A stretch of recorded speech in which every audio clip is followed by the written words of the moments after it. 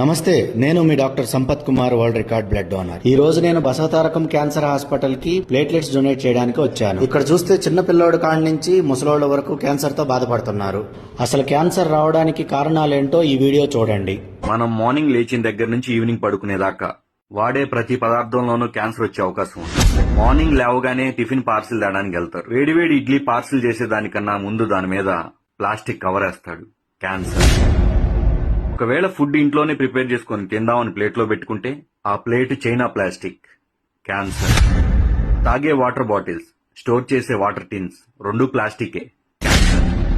సాయంత్రం పూట snacks Manchuria తింటారు, దాంట్లో ఒక ఫోర్క్ ఇస్తాడు. ప్లాస్టిక్. క్యాన్సర్.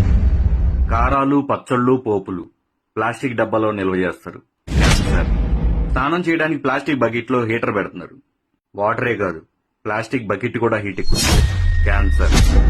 ఆరోగ్యానికి కొబ్బరి బొండ తాగుతారు, కానీ దాంట్లో ప్లాస్టిక్ స్ట్రా వాడతారు. తలనొప్పని టీ తాగుతారు, కానీ దాన్ని పార్సిల్ ప్లాస్టిక్ కవర్ లో చేస్తారు. పాల ప్యాకెట్స్, పెరుగు ప్యాకెట్స్, ఆఖరికి చిన్న పిల్లలు తాగే పాల డబ్బాతో సహా ప్లాస్టిక్. క్యాన్సర్. వీటన్నిటికన్నా మోస్ట్ డేంజరస్ మార్నింగ్ లేచిన దగ్గర నుంచి ఈవినింగ్ పడుకునేదాకా వాడే మొబైల్ ఫోన్స్. క్యాన్సర్.